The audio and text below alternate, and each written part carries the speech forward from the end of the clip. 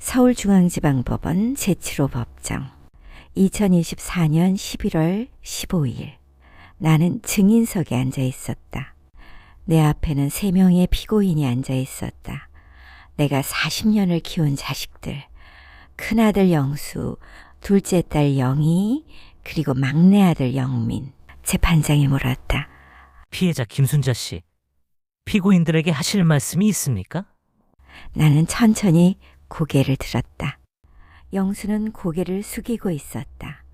영희는 한이 끼고 있었다. 영민만이 여전히 차가운 눈으로 나를 바라보고 있었다. 나는 마이크를 당겼다. 재판장님, 내 목소리가 법정에 울려 퍼졌다. 저는 오늘 제 자식들을 고발하러 온 게 아닙니다. 웅성거림이 일었다. 저는 오늘 엄마로서 실패한 제 자신을 반성하러 왔습니다. 그 순간 영민이 비웃듯 콧방귀를 뀌었다.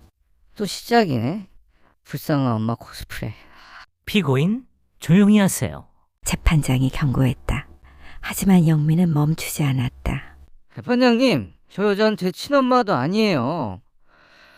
40년 전에 바꿔치기 당한 남의 자식을 키운 거라고요. 그러니까 저한테 뭘 바라면 안 되는 거 아닙니까? 법정이 술렁였다. 나는 영민을 바라보았다. 40년 동안 내 젖을 먹이고 내 살을 찢어 먹인 아이. 내 배에서 나오지 않았어도 나는 단 한 번도 이 아이를 남의 자식이라고 생각한 적이 없었다.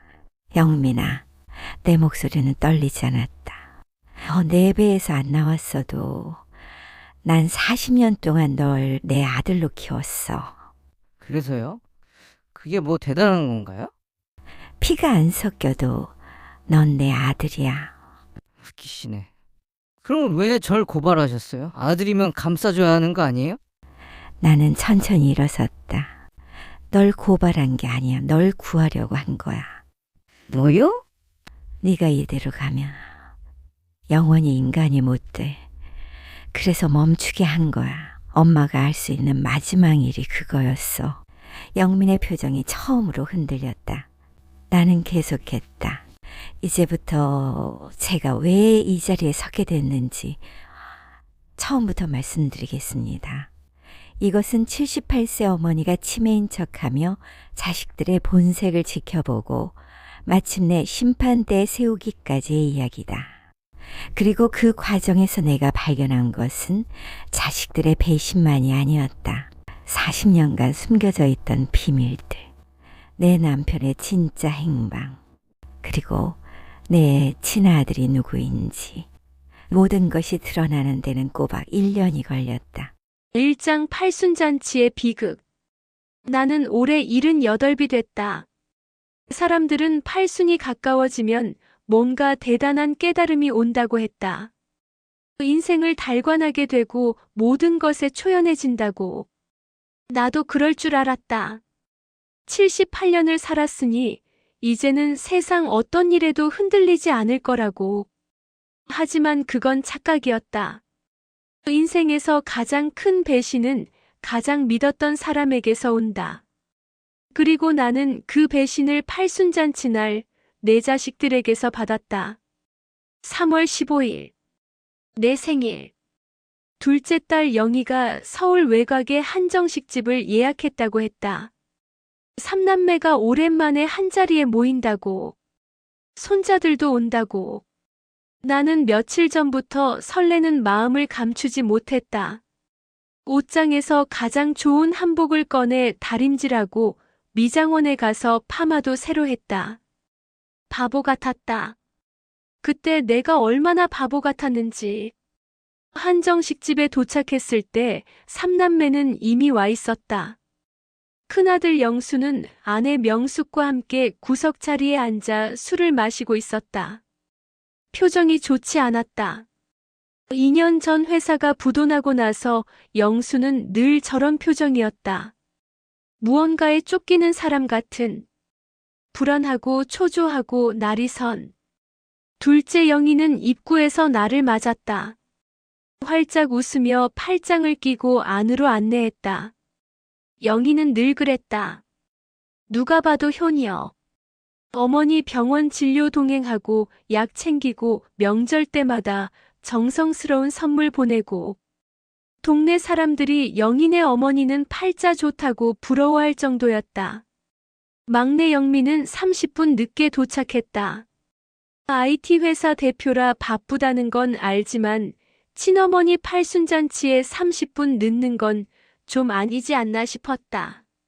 하지만 나는 아무 말도 하지 않았다. 영민이가 제일 성공했으니까. 청담동 펜트하우스에 산다니까. 내가 뭐라 할 처지가 아니라고 생각했다. 얼마나 멍청했던가. 음식이 나오고 술이 돌았다. 분위기가 이상해진 건 큰아들 영수가 갑자기 숟가락을 내려놓으면서부터였다. 영수가 말을 꺼냈다. 어머니 연세가 있으시니 재산 정리를 해야 할 것 같다는 내용이었다. 강남 아파트 시세가 25억인데 지금 증여 안 하면 나중에 세금으로 10억 가까이 나간다고. 양평 땅도 정리해야 한다고. 내 팔순잔치 날 케이크 촛불도 안 끈 상태에서 내 앞에서 내 재산 얘기를 하는 거였다. 영희가 버럭 화를 냈다. 오늘이 무슨 날인데 그런 얘기를 하느냐는 뜻이었다. 하지만 영수도 지지 않았다. 영희더러 효녀 코스프레 하면서 어머니 연금 빼먹는 거 다 안다고 쏘아붙였다. 순간 정적이 흘렀다. 영희의 얼굴이 새하얗게 변하는 것을 나는 똑똑히 보았다. 연금 빼먹는다고? 영희가 3년째 내 연금 통장을 관리하고 있었다. 어머니가 은행 가시기 힘드시니까 자기가 대신 관리해드리겠다고 했었다. 나는 당연히 믿었다. 내 딸이니까. 효녀라고 소문난 내 딸이니까. 설마 그랬을까? 삼남매의 고성이 오갔다. 손자들이 울음을 터뜨리고 다른 손님들이 쳐다보기 시작했다. 나는 케이크의 촛불을 바라보고 있었다. 78개는 아니었다. 초 8개의 숫자 78이 적혀 있었다. 그 촛불이 흔들리고 있었다. 아니, 흔들리는 건 촛불이 아니었다. 내 눈앞이 흔들리고 있었다. 갑자기 머리가 어지러웠다. 가슴이 조여왔다. 숨을 쉴 수가 없었다. 다음 순간 나는 의자에서 쓰러졌다. 눈을 떴을 때 나는 병원 응급실 침대에 누워 있었다. 흰 천장, 형광등 불빛, 소독약 냄새. 어디선가 기계음이 삐삐 울리고 있었다. 잠시 후 의사가 들어왔다. 젊은 남자 의사였다. 내 손목에 맥박을 재더니 진단 결과를 말해줬다. 초기 알츠하이머 치매 및 뇌경색 전조 증상이라고. 치매. 그 단어가 내 귀에 박혔다. 의사가 나간 후 삼남매가 병실 문 앞에 모여있는 소리가 들렸다. 그들은 내가 의식이 없다고 생각하는 것 같았다. 아니면 치매라니까 어차피 못 알아듣는다고 생각했는지도 모르겠다. 큰며느리 명숙의 목소리가 들렸다. 어머니를 누가 모실 거냐는 내용이었다. 자기네 집은 좁다는 핑계였다. 영희가 맨날 했으니까 영희가 하라는 떠넘기기였다. 영희도 못하겠다고 했다. 학원 일이 바빠서 한계라는 이유를 댔다. 영미는 더했다. 사업이 바빠서 절대 안 된다며 차라리 요양원에 보내는 게 낫겠다고 했다. 요양원. 내 자식의 입에서 그 단어가 나왔다. 요양원. 버려지는 곳. 죽기를 기다리는 곳. 나는 눈을 감은 채 가만히 누워 있었다. 눈가에 눈물 한 줄기가 흘렀지만 나는 움직이지 않았다. 그 순간 나는 결심했다. 저것들의 본색을 끝까지 지켜보자고. 내가 진짜 치매 환자가 되면 저것들이 어떻게 하는지 똑똑히 두 눈으로 보자고. 그래서 나는 치매 환자가 되기로 했다. 가짜로. 의장. 어머니의 비밀 작전. 퇴원 후 2주. 나는 강남 아파트에서 요양보호사의 돌봄을 받으며 생활하고 있었다. 요양보호사 이름은 최은숙. 62의 과묵한 여자였다. 말수는 적었지만 손이 야무졌다. 약 챙기기, 식사 보조, 산책 동행까지 빈틈없이 해냈다. 하지만 은숙 씨는 몰랐다. 내가 밤마다 몰래 일어나 서재에 들어간다는 것을. 내 서재에는 책장 뒤에 숨겨진 금고가 있었다. 남편이 사라진 후 나 혼자만 알고 있는 금고. 그 안에는 40년간 모아둔 중요한 서류들이 들어있었다. 그날 밤도 나는 은숙 씨가 잠든 것을 확인하고 서재로 들어갔다. 금고 비밀번호를 누르고 문을 열었다. 서류들을 하나씩 확인하기 시작했다. 첫 번째 봉투. 영수에게 보낸 2억. 사업자금 명목. 영수가 사업 망했을 때 노후자금 털어서 준 돈이었다. 갚겠다고 했지만 한 푼도 돌아오지 않았다. 변제 기록 없음. 두 번째 봉투. 영희에게 보낸 1억 5천. 학원 확장 명목. 영희가 이혼하고 힘들어할 때 준 돈이었다. 역시 변제 기록 없음. 세 번째 봉투. 영민에게 보낸 5억. 회사 설립 자금. 영민이 창업할 때 대출 보증까지 서가며 준 돈이었다. 10배로 갚겠다고 했지만 회사가 커진 후 영민은 그건 투자금이지 빌린 돈이 아니라며 발뺌했다. 총 8억 5천만 원. 내가 평생 아끼고 모아서 자식들에게 준 돈이었다. 그런데 네 번째 서류철을 열었을 때 나는 심장이 멎는 줄 알았다. 위임장이었다. 내 이름으로 된 위임장. 강남 아파트에 근저당을 설정한다는 내용. 날짜는 2024년 3월 15일. 내 팔순잔치 날이었다. 그리고 거기에는 내 도장이 찍혀 있었다. 나는 이 위임장에 서명한 적이 없었다. 도장을 찍은 적도 없었다. 손이 떨리기 시작했다. 이건 위조였다.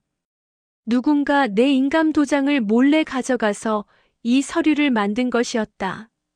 누가? 위임장 하단의 수임인 란에 이름이 적혀 있었다. 김영수. 내 큰아들이었다. 영수가. 내 아들 영수가. 내 도장을 훔쳐서 위임장을 위조했다. 내 집에 근저당을 설정했다. 나 몰래. 나는 서류를 든 채 한참을 서 있었다. 손이 떨려서 서류가 바스락거렸다.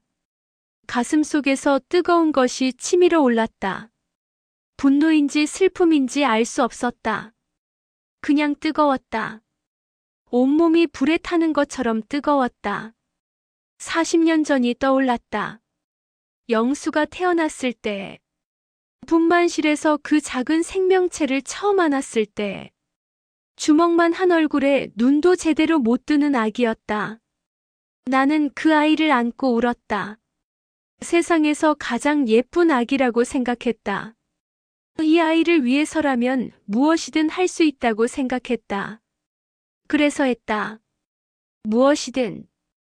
영수가 초등학교 때 학원비가 없어서 새벽 4시에 일어나 김밥을 말아 팔았다. 손이 트고 갈라져도 멈추지 않았다. 영수가 좋은 대학 가야 한다고, 성공해야 한다고, 그래야 고생 안 한다고. 영수가 사업 망했을 때 나는 노후자금 2억을 선뜻 내줬다. 남편이 남기고 간 돈. 그 돈이 있어야 내가 늙어서 편하게 살 수 있는 건데.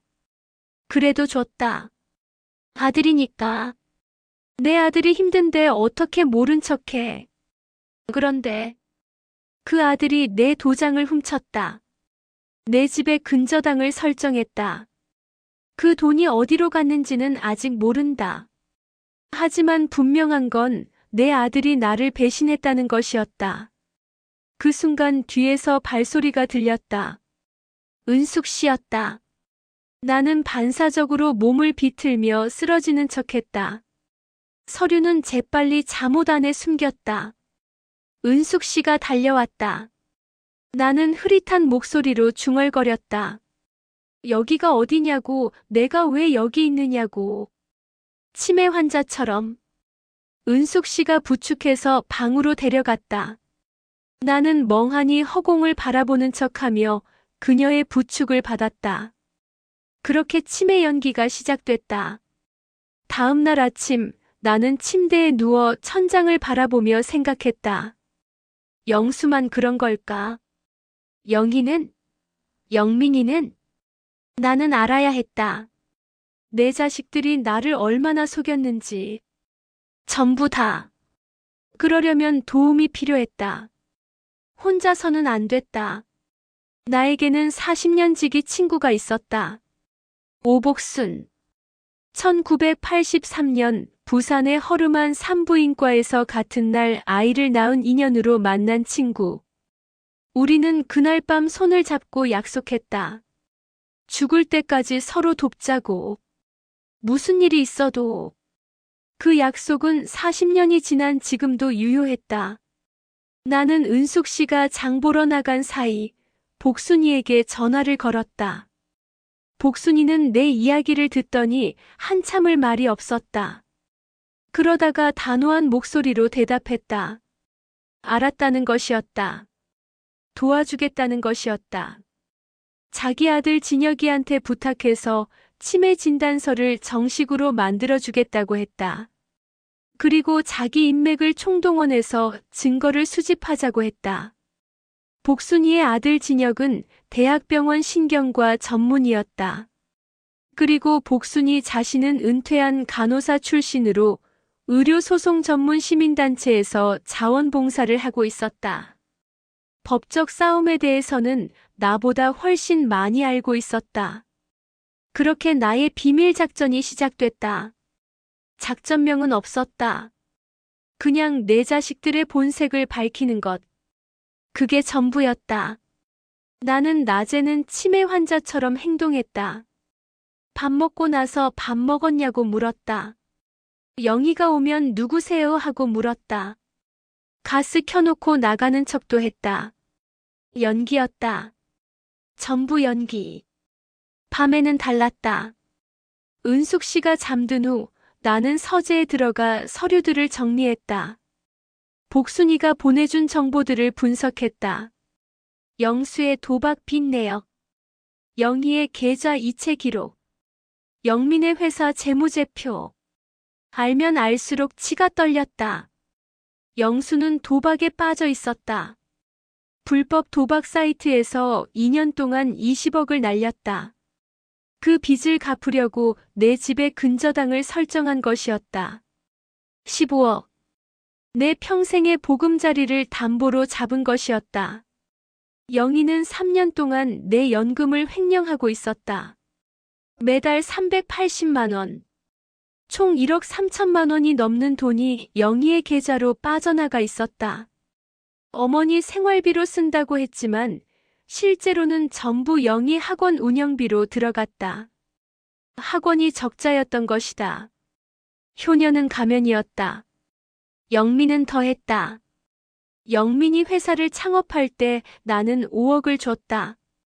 그런데 영민의 회사 등기부등본을 보니 자본금이 50억으로 되어 있었다. 내가 준 5억의 10배. 그 돈이 어디서 났을까? 복순이가 알아낸 바에 따르면 그 돈은 내 남편이 남긴 유산이었다. 나는 40년 동안 남편이 사업 실패 후 도망갔다고 생각했다. 그렇게 들었다. 시어머니가 그렇게 말했다. 쓸모없는 며느리 때문에 아들이 떠났다고. 하지만 진실은 달랐다. 남편 종길은 도망간 게 아니라 중국으로 건너가 무역업으로 대성공을 거뒀다. 그리고 2015년에 사망하면서 전 재산을 나에게 남기는 유언장을 작성했다. 그 재산이 500억 원이었다. 500억. 나는 그 사실을 전혀 몰랐다. 유언장이 내게 전달된 적이 없었다. 누군가 중간에서 가로챈 것이었다. 그 누군가가 영민이었다. 영민은 아버지가 죽기 전부터 아버지와 연락하고 있었다. 나 몰래 아버지가 돌아가신 후 유언장을 가로채고 유산 500억을 자기 회사 자본금으로 넣었다. 세금도 안 내고 완벽한 사기였다. 그리고 영민은 내가 치매 판정을 받자마자 법원에 후견인 신청을 넣었다. 나를 법적으로 무능력자로 만들어서 남은 재산까지 전부 가져가려는 것이었다. 내 막내 아들. 내가 가장 자랑스러워했던 아들. 성공한 IT 회사 대표. 청담동 펜트하우스 거주. 연 매출 100억. 그 성공의 밑바탕에 내 남편의 유산 500억이 있었다. 내가 받았어야 할 돈. 내가 40년 동안 고생한 대가로 받아야 했던 돈. 영민은 그걸 훔쳤다. 친어머니 것을.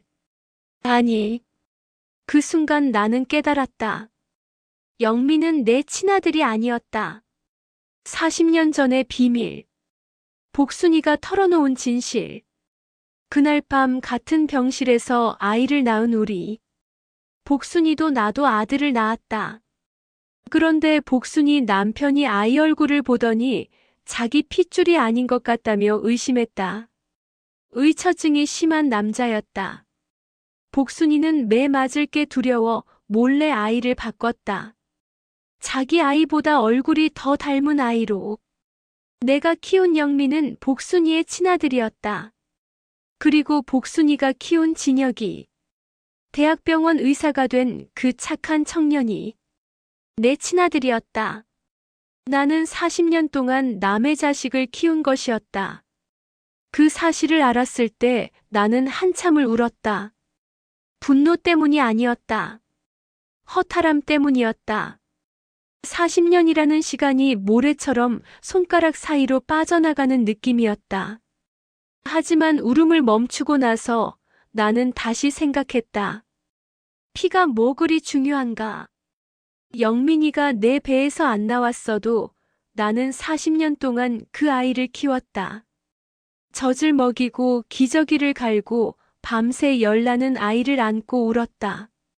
입학식에 손잡고 가고 졸업식에 눈물 흘리고 취직했을 때 밤새 잠을 못 잤다. 그게 엄마 아니면 뭔가. 피가 안 섞여도 나는 영민이 엄마였다. 그건 변하지 않았다. 하지만 영민은 달랐다. 영민은 내가 친엄마가 아니라는 걸 어떻게든 알아낸 것 같았다. 그래서 저렇게 나를 대하는 것 같았다. 차갑게. 남처럼. 아니, 남보다 못하게. 남이라면 500억을 훔치진 않았을 것이다. 남이라면 친어머니를 요양원에 가두고 약물로 정신을 무너뜨리진 않았을 것이다. 영민은 남보다 못한 짓을 했다. 그리고 나는 그 대가를 치르게 해줄 생각이었다. 3장 늑대들의 합동 공격. 치매 연기를 시작한 지 3개월. 3남매가 오랜만에 모였다. 표면적인 이유는 어머니 건강 상담. 실제 이유는 다른 것이었다. 나를 요양원에 보내기 위해서였다. 그날 나는 거실 소파에 멍하니 앉아 있었다. TV에서 뉴스가 나오고 있었지만 나는 화면을 보지 않았다. 그냥 허공을 바라보고 있었다. 치매 환자처럼. 3남매가 거실에 모였다. 나는 들리지 않는 척했지만 귀는 활짝 열려 있었다. 영희가 먼저 말을 꺼냈다. 어머니가 자꾸 이상한 소리를 하신다는 내용이었다. 어제는 자기를 보고 누구세요라고 했다며 걱정하는 척했다. 그래서 자기가 딸 영희라고 했더니 나한테 딸이 어디 있느냐고 했다나. 연기가 잘 먹혔군. 영수가 거들었다. 가스 켜놓고 나가신 적도 있다고 했다. 은숙 씨가 발견 안 했으면 큰일 날 뻔했다고 호들갑을 떨었다. 그것도 연기였다. 일부러 가스불을 켜놓고 나갔다가 10분 후에 돌아온 것이었다. 은숙 씨가 호들갑을 떠는 것까지 계산한 연기였다. 영민이가 결론을 내렸다. 이젠 혼자 두면 위험하다는 판단이었다. 전문 시설에 모시는 게 낫겠다는 의견이었다. 전문 시설, 요양원, 버려지는 곳. 영희가 이미 알아본 곳이 있다고 했다. 경기도 외곽의 요양원이라고. 이름이 편안한 노후라고 했다. 시설도 좋고 의료진도 훌륭하고 어머니 같은 치매 환자 전문이라고 설명했다. 나는 속으로 비웃었다. 편안한 노후. 이름 참 잘 지었다. 버려지는 곳에 편안한이라는 수식어를 붙이다니. 영민이가 덧붙였다. 자기가 법원에 후견인 신청을 해놨다고 했다. 곧 결정이 날 거라고. 그러면 어머니 재산 관리도 자기가 맡을 수 있다고 말했다. 드디어 본색을 드러냈다. 후견인. 그게 목적이었다. 나를 법적으로 무능력자로 만들어서 재산을 빼앗으려는 것. 특히 양평 땅. 그 땅이 신도시 개발 예정지로 지정되면서 80억짜리가 됐다는 걸 영민은 이미 알고 있었다. 나는 멍하니 앉아 있었다. 아무것도 듣지 못하는 척. 아무것도 모르는 척. 하지만 내 마음속에서는 용암이 끓고 있었다. 40년을 키웠다. 등록금 대느라 새벽 4시에 일어났다. 손이 트고 갈라져도 일했다. 자식들 성공시키려고 내 인생을 전부 바쳤다. 그런데 돌아온 건 이거였다. 도장 위조, 연금 횡령, 유산 가로채기, 그리고 요양원 유기. 가슴이 터질 것 같았다. 하지만 나는 참았다. 아직 때가 아니었다. 증거가 더 필요했다. 저것들을 완전히 끝장내려면 더 확실한 증거가 있어야 했다. 그래서 나는 요양원에 가기로 했다. 스스로. 반항하는 척은 했다. 안 간다고 소리 질렀다. 내 집에서 살다 죽겠다고 울부짖었다. 하지만 영민이가 후견인 결정문을 들이밀자 고개를 떨궜다. 항복한 척했다.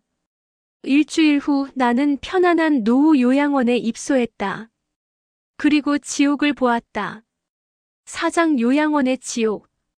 경기도 외곽 산 중턱에 자리한 요양원. 밖에서 보면 그럴듯했다. 깨끗한 외관. 잘 가꿔진 정원.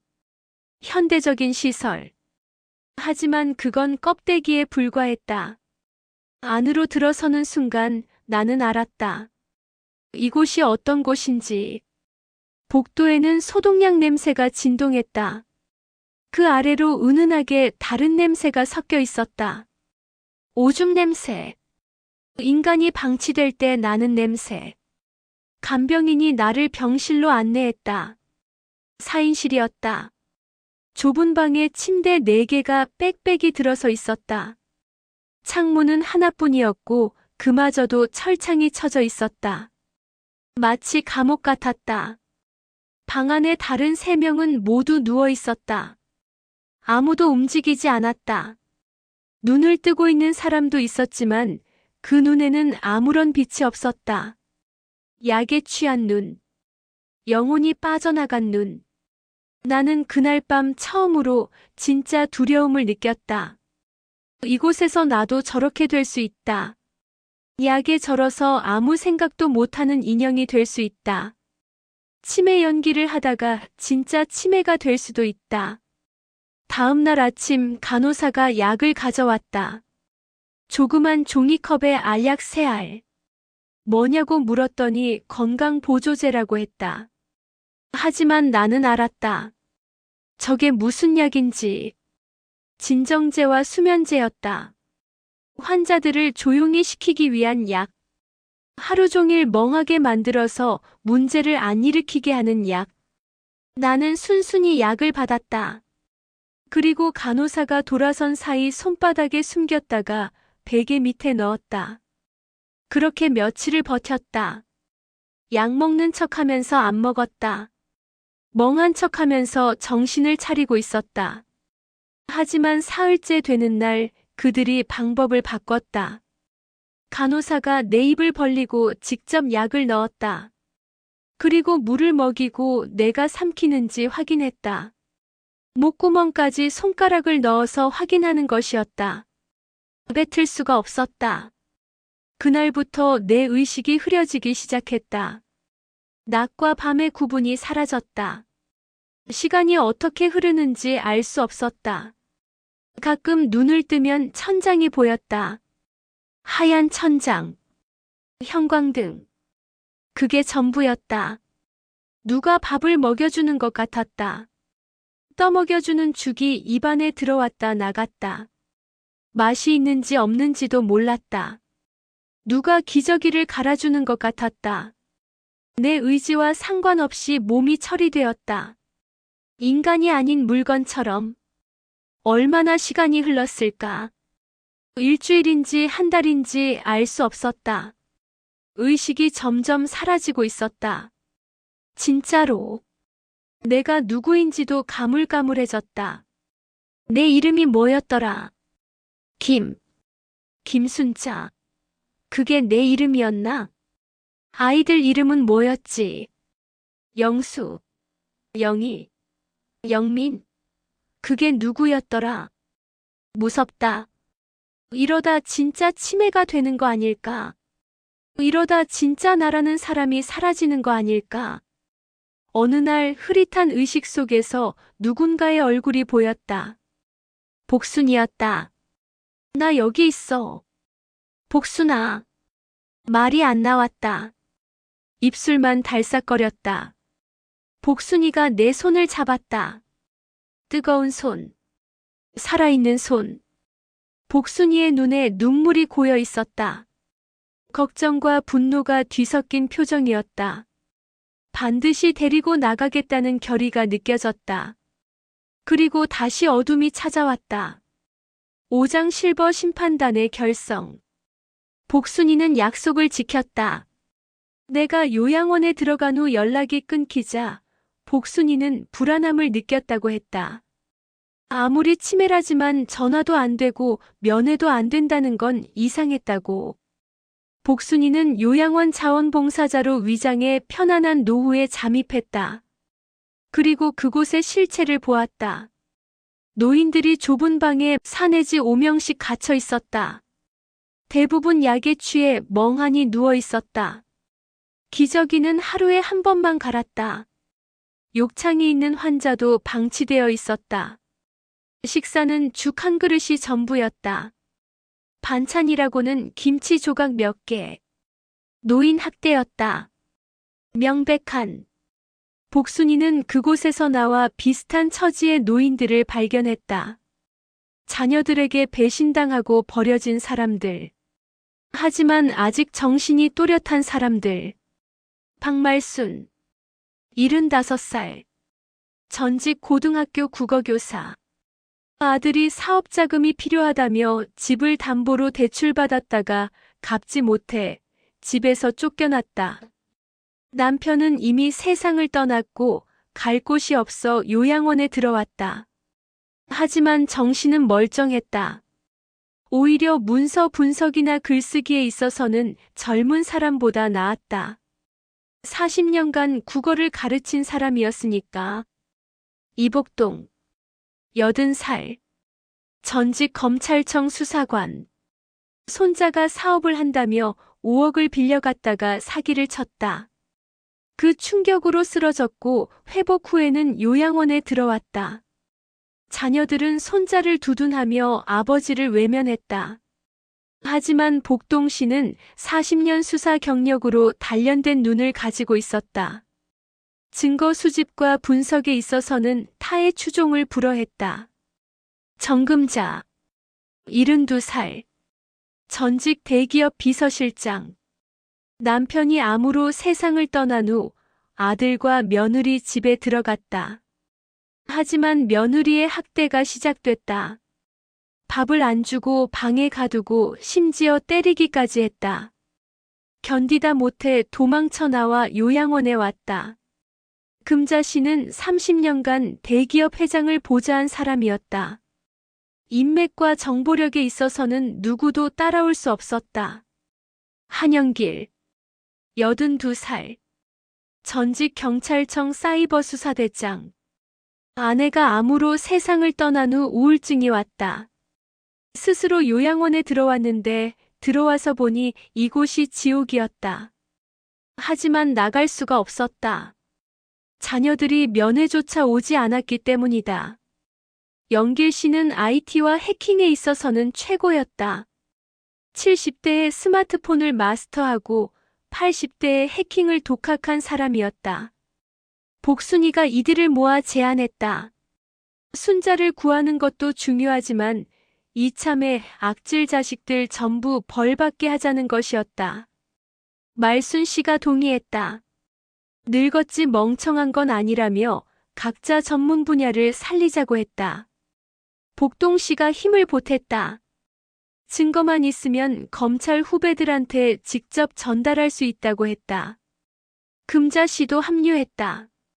자기 인맥이면 영민 회사 내부 정보도 빼올 수 있다고 했다. 영길 씨가 노트북을 열었다. 요양원 컴퓨터 시스템을 해킹해서 회계 장부를 빼오겠다고 했다. 분명히 비리가 있을 거라는 확신이었다. 그렇게 실버 심판단이 결성됐다. 평균 나이 76살. 합산 경력 200년이 넘는 전문가 집단. 자녀들에게 배신당한 상처를 공유한 동지들. 우리는 늙었지만 무력하지 않았다. 우리는 버려졌지만 죽지 않았다. 이제 반격할 시간이었다. 6장 탈출 작전. 작전명은 회갑이었다. 회갑은 태어난 해의 간지가 60년 만에 돌아온다는 뜻이다. 다시 시작한다는 의미. 60년을 살고 나면 다시 태어난다는 의미. 우리에게 딱 맞는 이름이었다.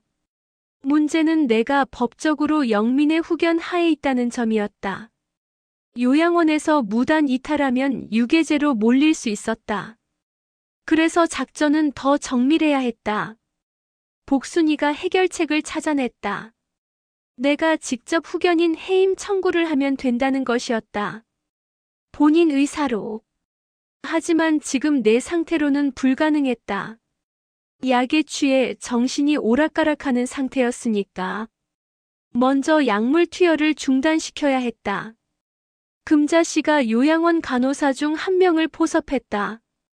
이수정이라는 30대 간호사였다. 그녀는 요양원의 실체에 양심의 가책을 느끼고 있었다. 월급이 밀린 것도 있었다. 금자 씨가 제안했다. 내부 고발에 협조하면 포상금을 받을 수 있다는 것이었다. 게다가 이 요양원이 무너지면 어차피 다 드러날 텐데 그때 같이 처벌받겠느냐는 압박이었다. 수정 씨는 고민 끝에 협조하기로 했다. 수정 씨가 내게 투여되는 약을 빼돌리기 시작했다. 진짜 약 대신 비타민을 넣었다. 간호일지에는 투약 완료로 기록하면서 3일이 지나자 내 의식이 돌아오기 시작했다. 흐릿했던 시야가 선명해졌다. 뒤죽박죽이던 생각이 정리됐다. 내가 누구인지 왜 여기 있는지 다시 기억났다. 나는 김순자. 78살. 세 자녀에게 배신당한 어머니. 그리고 지금 반격을 준비하고 있다. 일주일 후 작전 당일이 왔다. 수정 씨가 내 휠체어를 밀며 나왔다. 대학병원 정기 검진을 가야 한다는 명목이었다. 외출 허가는 이미 받아놓은 상태였다. 요양원 현관을 나서는 순간 복순이가 운전하는 승합차가 대기하고 있었다. 휠체어가 실렸다. 문이 닫혔다. 차가 출발했다. 6개월 만에 바깥 공기였다. 창문으로 햇살이 들어왔다. 나는 그 햇살을 느끼며 울었다. 살았다. 나는 살아서 나왔다.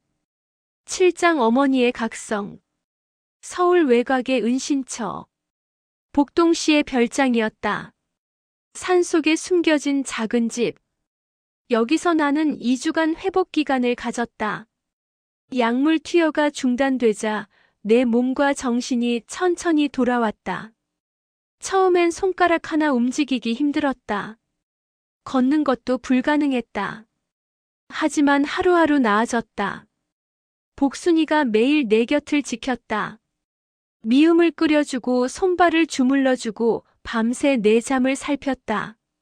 40년 전 병원에서처럼 우리는 서로를 의지하며 버텼다. 2주가 지나 정신이 완전히 돌아왔을 때 실버 심판단이 모였다. 6개월간 수집한 증거들을 내 앞에 펼쳐놓았다. 영수의 도박 빚 내역, 불법 도박 사이트 접속 기록, 총 20억 원의 손실. 그 빚을 갚기 위해 내 아파트에 15억 근저당 설정, 도장 위조 증거, 영희의 연금 횡령 내역, 3년간 1억 3천만 원, 계좌 이체 기록 전부, 영민의 유산 횡령 증거, 아버지 유원장 사본, 500억이 영민 회사로 흘러들어간 자금 흐름, 세금 포탈 증거, 후견인 신청 서류, 그리고 요양원의 노인 학대 증거, 약물 투여 기록, 환자 사망 은폐 기록, 횡령 회계 장부, 서류 더미가 탁자를 덮었다. 나는 그것들을 하나하나 읽었다. 손이 떨렸다. 눈물이 흘렀다. 하지만 멈추지 않았다. 다 읽고 나서 나는 고개를 들었다. 내 눈에서 눈물은 마르고 대신 차가운 빛이 들어왔다. 이제 알겠다고 했다. 내가 40년 동안 뭘 키웠는지. 나는 천천히 일어섰다. 늑대를 키웠다. 내 젖 먹이고 내 살 찢어서 먹인 게 늑대 새끼 3마리였다. 목소리가 떨리지 않았다. 분노가 슬픔을 삼켜버렸다. 내가 키웠으니까 내가 심판하겠다. 그렇게 결심했다. 8장 숨겨진 비밀들. 반격을 준비하던 중 뜻밖의 비밀이 드러났다. 금자씨가 영민의 회사 내부 문서를 입수했다. 그 안에 충격적인 내용이 있었다. 영민이 10년 전부터 아버지와 연락하고 있었다는 증거. 종길씨, 내 남편. 40년 전 사업이 망하고 사라진 남자. 나는 그가 도망갔다고 생각했다. 시어머니가 그렇게 말했으니까. 하지만 진실은 달랐다. 종길은 중국으로 건너가 무역업을 시작했다. 처음에는 작은 무역상이었지만 90년대 중국 개방 물결을 타고 큰 돈을 벌었다. 그리고 2015년에 암으로 세상을 떠났다. 그가 남긴 유언장의 내용은 이랬다. 전 재산 500억 원을 아내 김순자에게 남긴다는 것. 40년 동안 혼자 아이들을 키워준 그녀에게 이것이 자신이 할 수 있는 마지막 사죄라는 내용이었다. 종길 씨는 나를 잊지 않았다. 도망간 게 아니라 다시 돌아오려고 했다. 하지만 그 유언장은 내게 전달되지 않았다. 영민이 가로챘기 때문이다. 영민은 아버지가 죽기 전부터 아버지와 연락하고 있었다. 중국 출장이라고 속이고 아버지를 만났다.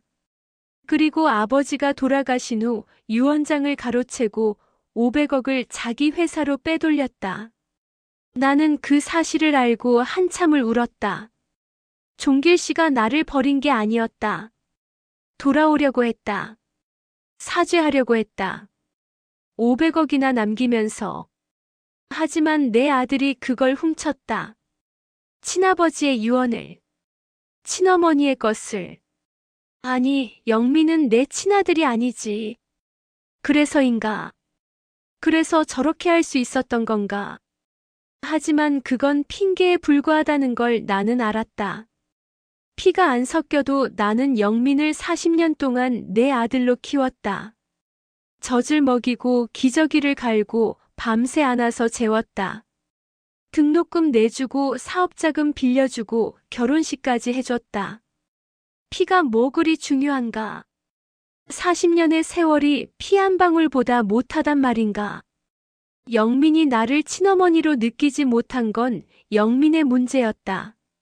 내가 부족해서가 아니었다. 나는 할 수 있는 모든 걸 다 했다. 그런데도 영민이 그걸 느끼지 못했다면 그건 영민의 마음이 고장났기 때문이다. 그리고 고장난 것은 고쳐야 한다. 내가 고쳐주겠다. 방법이 좀 아프더라도. 하지만 숨겨진 비밀은 그것만이 아니었다. 복순이가 내게 털어놓은 또 다른 진실. 40년 전 같은 병실에서 아이를 낳은 우리. 복순이도 나도 아들을 낳았다. 그런데 복순이 남편이 아이 얼굴을 보더니 자기 핏줄이 아닌 것 같다며 의심했다. 의처증이 심한 남자였다. 복순이는 매 맞을 게 두려워 몰래 아이를 바꿨다. 자기 아이보다 얼굴이 더 닮은 아이로. 내가 키운 영민은 복순이의 친아들이었다. 그리고 복순이가 키운 진혁이, 대학병원 의사가 된 그 착한 청년이 내 친아들이었다. 복순이가 무릎을 꿇고 용서를 빌었다. 그때는 너무 어렸고 남편이 무서웠다며 울었다. 제발 용서해달라고 애원했다. 나는 한참을 말없이 서 있었다. 40년이라는 시간.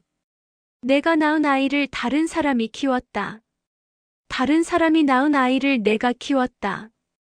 그 40년을 어떻게 되돌릴 수 있을까? 되돌릴 수 없다. 이미 지나간 시간이다. 나는 복순이를 끌어안았다. 40년 동안 원망한 적 없다고 했다. 우리가 같이 죽자고 약속했던 것, 그 약속이 아직 유효하다고 말했다. 복순이가 내 품에서 울었다. 나도 울었다. 우리 둘 다 자식들한테 당한 건 마찬가지였다. 이제 같이 싸우자고 손을 잡았다. 그리고 나는 진혁을 만났다. 내 친아들. 50년 만에 처음으로 만나는 아들.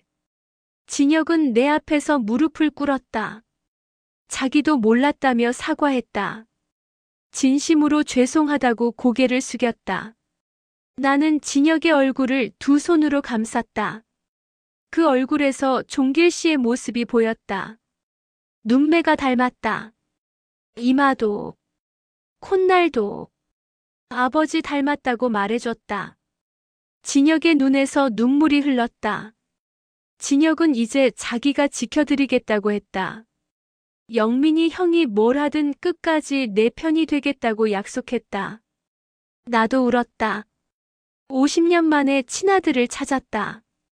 그리고 그 아들은 나를 지켜주겠다고 했다. 하늘이 무너져도 희망은 있다고 했던가.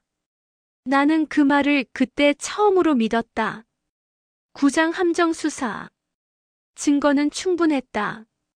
하지만 더 확실한 것이 필요했다. 직접적인 자백. 실버 심판단이 함정 수사를 계획했다. 내가 미끼가 되기로 했다. 치매가 잠시 호전되어 유언장을 쓰고 싶다고 삼남매를 불러 모으는 것.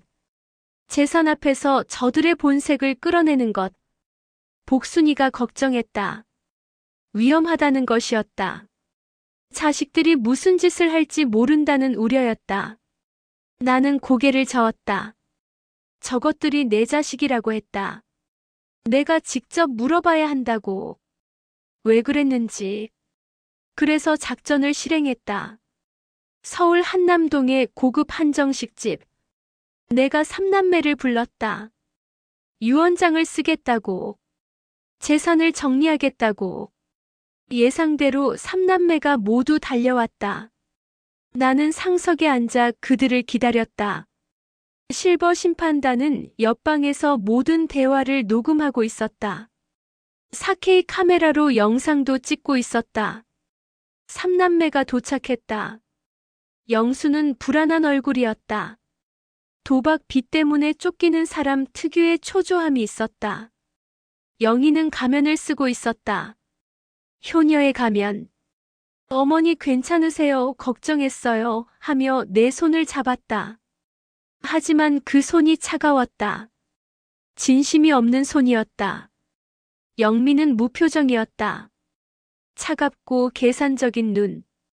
왜 불렀는지 빨리 본론으로 들어가자는 표정이었다.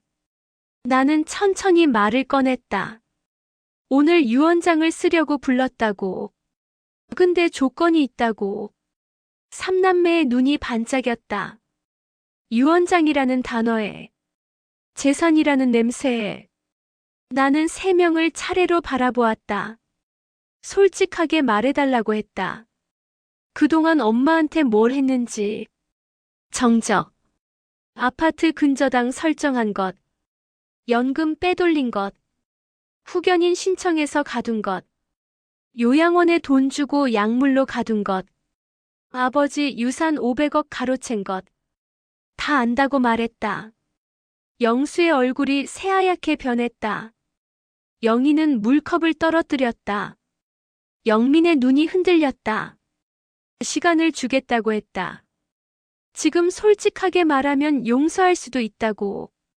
근데 끝까지 거짓말하면 증거 전부 검찰에 보내겠다고 경고했다. 나는 테이블 위에 서류 봉투를 올려놓았다. 영수가 먼저 무너졌다. 무릎을 꿇고 울기 시작했다. 죄송하다고 했다. 도박에 빠졌다고. 빚이 20억이라고. 그 돈 갚으려고 그랬다고. 제발 용서해달라고 애원했다. 영희도 따라 울었다. 자기도 죄송하다고. 학원 적자 나서 연금으로 겨우 버텼다고. 어머니 몰래 쓴 거 죄송하다고 고백했다. 나는 두 아이의 울음을 바라보았다. 자식의 울음을 보는 부모의 마음은 복잡하다. 분노하면서도 안쓰럽다. 미워하면서도 끌어안고 싶다. 40년을 키운 정이 그런 거다. 쉽게 끊을 수 없다. 하지만 영민은 달랐다. 영민이 비웃음을 흘렸다. 형과 누나가 한심하다는 표정이었다. 뭘 그렇게 비굴하게 구느냐는 눈빛이었다. 영민이 천천히 일어섰다. 솔직히 말하겠다고 했다. 하나도 안 미안하다고. 그 순간 방 안의 공기가 얼어붙었다. 아버지 유산 500억을 가져온 건 맞다고 인정했다. 근데 그건 원래 자기 거라고 주장했다. 아버지가 살아계셨으면 자기한테 물려주셨을 거라고. 내가 뭘 했느냐고 반문했다. 평생 집에서 밥만 했잖느냐고. 그 재산은 아버지가 번 거지 어머니 것이 아니라고 말했다. 나는 숨이 막혔다. 40년 동안 밥만 했다고. 새벽 4시에 일어나 김밥 말아서 아이들 학원비 벌었다. 손이 트고 갈라져도 멈추지 않았다. 남편이 사라진 후 혼자서 새 아이를 키웠다. 그게 밥만 한 거라고. 하지만 영민의 말은 계속됐다. 자기가 내 친아들이 아니라는 것도 안다고 했다.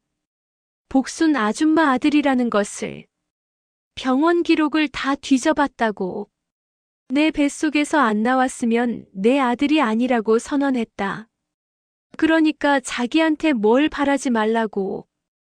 영민이 주머니에서 뭔가를 꺼냈다. 작은 녹음기였다. 오늘 대화도 다 녹음했다고 말했다. 내가 자기한테 협박했다고 고소할 수 있다고 위협했다. 정신 나간 치매 노인이 자식한테 무고하려 했다고 하면 누가 이기겠느냐고 비웃었다. 영민이 씩 웃으며 자리를 떴다. 그동안 고마웠다고 했다. 이제 편하게 살라며 문을 나섰다. 문이 닫혔다. 나는 한참을 움직이지 못했다. 영민의 마지막 말이 귀에 박혀 있었다. 친아들 아니니까 바라지 말라고. 내 뱃속에서 안 나왔으니까 내 아들 아니라고. 피가 안 섞이면 가족이 아닌 건가? 40년 동안 키운 정이 피 한 방울보다 못한 건가? 눈물이 흘렀다. 분노가 아니라 허탈함 때문이었다. 영민에게 나는 그냥 남이었다. 40년 동안 남의 자식을 키운 거였다. 하지만 그 순간 옆방 문이 열렸다. 복동 씨가 들어왔다. 손에 태블릿을 들고 있었다. 걱정 말라고 했다. 영민이 녹음했다고 해도 소용없다고. 우리 녹음이 먼저라고. 그리고 영상도 있다고 알려줬다. 영길 씨가 노트북을 보여줬다. 레스토랑 전체를 촬영하는 4K 카메라 영상이었다. 영민이 녹음기를 꺼내는 장면까지 선명하게 찍혀 있었다. 영민의 자백도 전부. 금자 씨가 서류를 펼쳤다. 영민 회사의 분식회계 증거라고 했다. 아버지 유산 500억을 자본금으로 넣으면서 세금 포탈한 증거였다. 말순 씨가 덧붙였다. 이거면 사기죄에 횡령죄에 조세 포탈까지 삼콤보라고. 아무리 잘 나가는 IT 회사 대표라도 이건 못 빠져나간다고 설명했다. 나는 그들을 바라보았다. 실버 심판단. 나이 합쳐서 400살이 넘는 노인들. 자녀들에게 배신당한 아픔을 공유한 동지들. 그들이 나를 위해 이 모든 걸 준비해줬다. 고맙다고 했다. 정말 고맙다고. 고마울 것 없다고 답했다.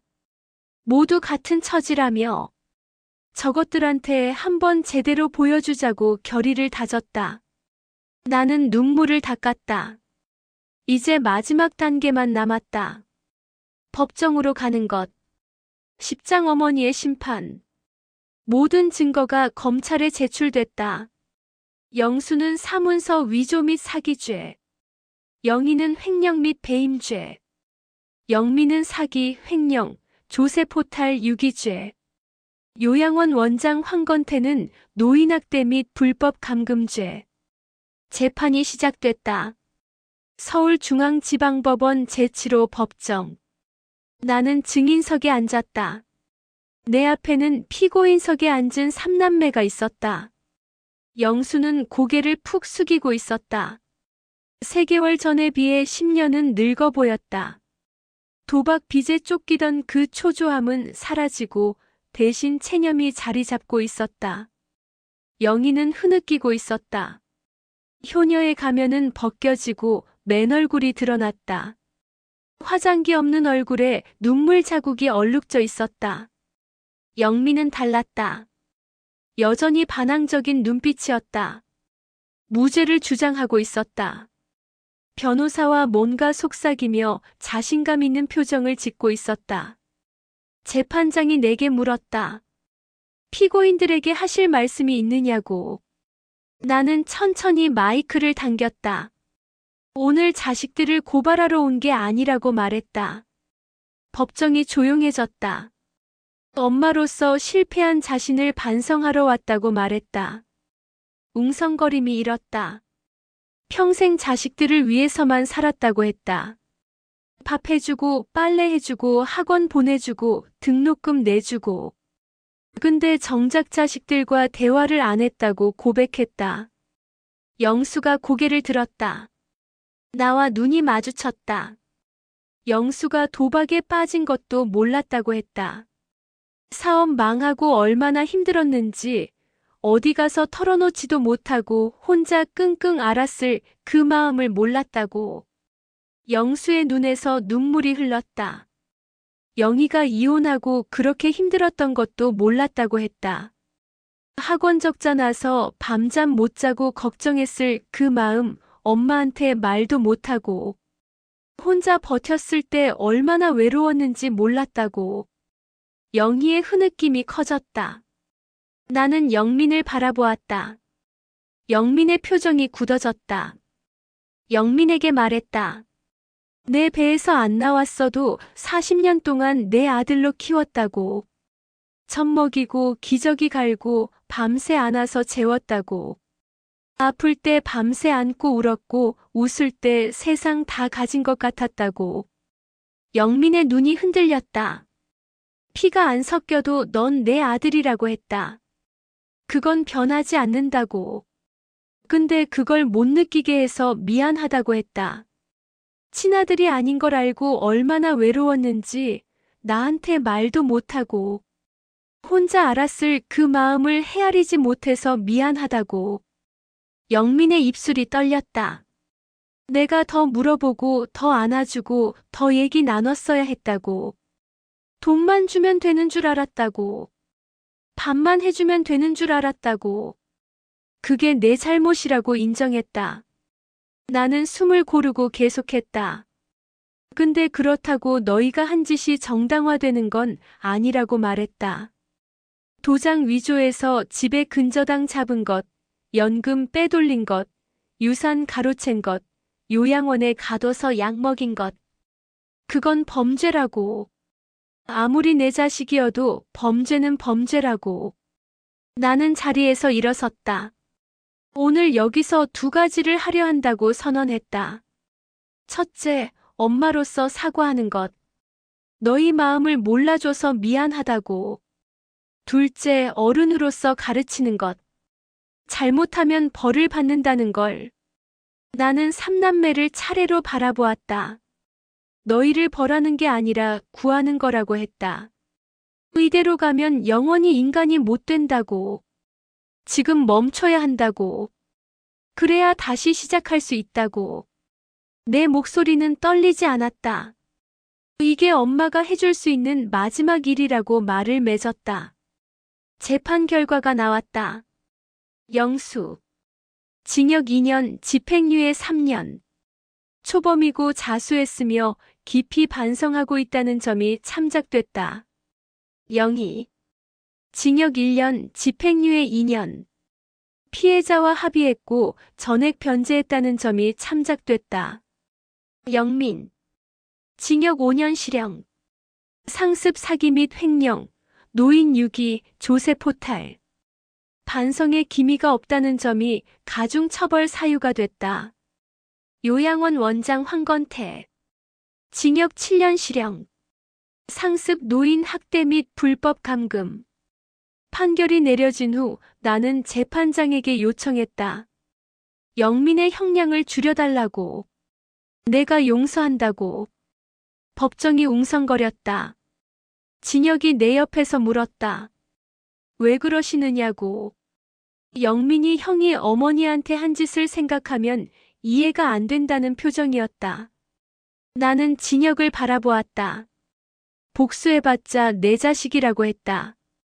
감옥에서 반성하고 나오면 그때 다시 얼굴 보고 싶다고. 결국 영민의 형량은 징역 3년으로 감형됐다. 에필로그 새로운 가족. 3년 후. 서울 외곽의 작은 전원주택. 나는 올해 81가 됐다. 팔순잔치 때 쓰러진 게 엊그제 같은데 벌써 3년이 흘렀다.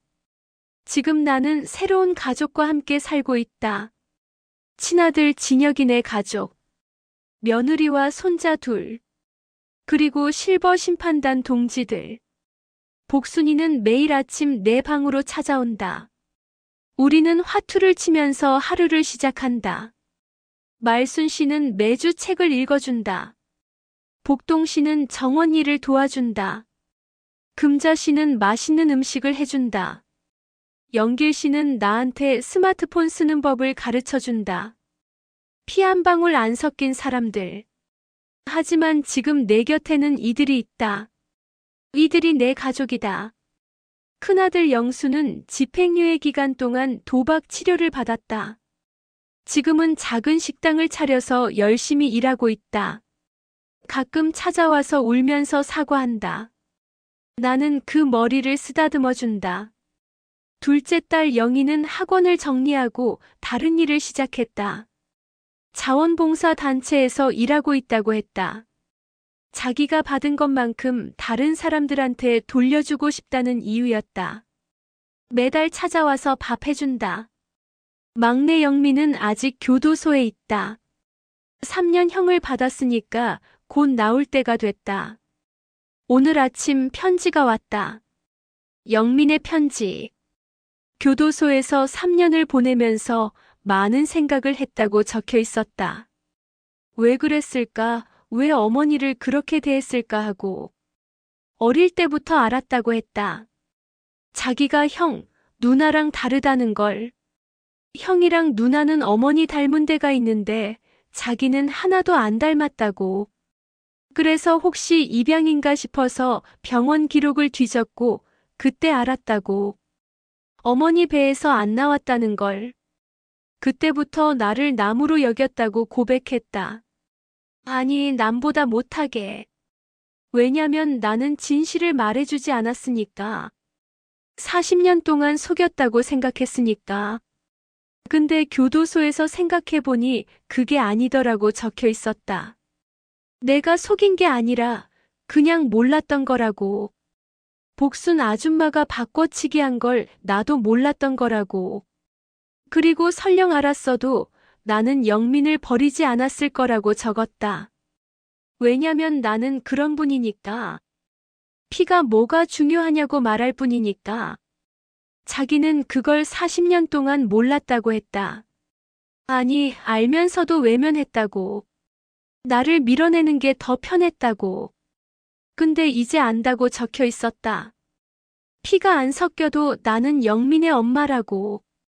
40년 동안 키워줬으니까. 젖 먹이고 기저귀 갈고 밤새 안아줬으니까. 그게 엄마가 아니면 뭐가 엄마냐고. 죄송하다고 적혀 있었다. 진심으로. 출소하면 찾아오겠다고. 그때 한 번만 더 기회를 달라고. 이번엔 진짜 효도하겠다고.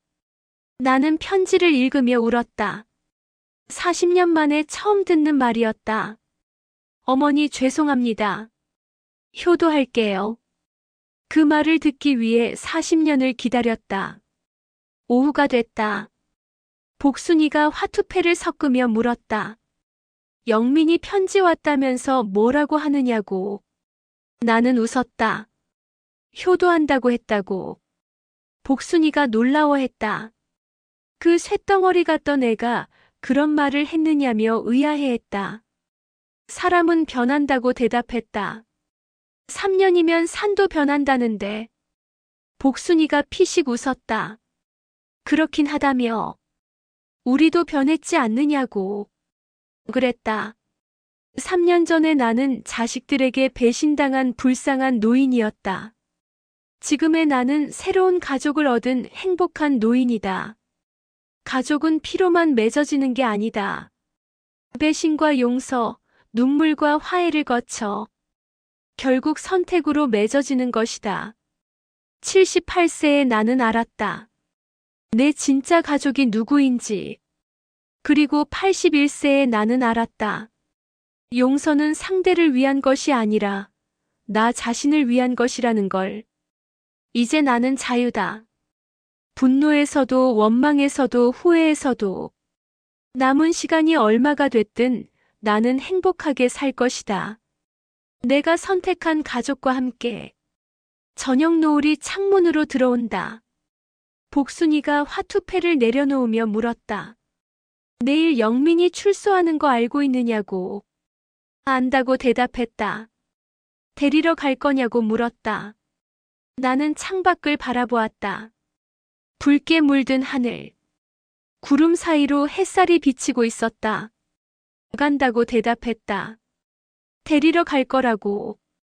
복순이가 의아해했다. 아직도 미운 거 아니냐고. 나는 웃었다. 밉다고 했다. 당연히 밉다고. 근데 그래도 내 자식이라고. 복순이가 한숨을 쉬었다. 나보고 진짜 바보라고. 저렇게 당하고도 어떻게 그러느냐는 표정이었다. 바보가 아니라 엄마라고 대답했다. 나는 노을을 바라보며 덧붙였다. 엄마는 원래 바보라고. 자식한테는. 복순이가 아무 말 없이 내 손을 잡았다. 우리는 한참을 말없이 노을을 바라보았다. 40년 전 부산의 허름한 산부인과에서 손 잡았던 것처럼. 죽을 때까지 서로 돕자고 약속했던 것처럼. 지금도 우리는 손을 잡고 있었다. 그리고 내일 나는 영민을 데리러 갈 것이다. 다시 시작하기 위해. 마지막 기회를 주기 위해. 엄마니까.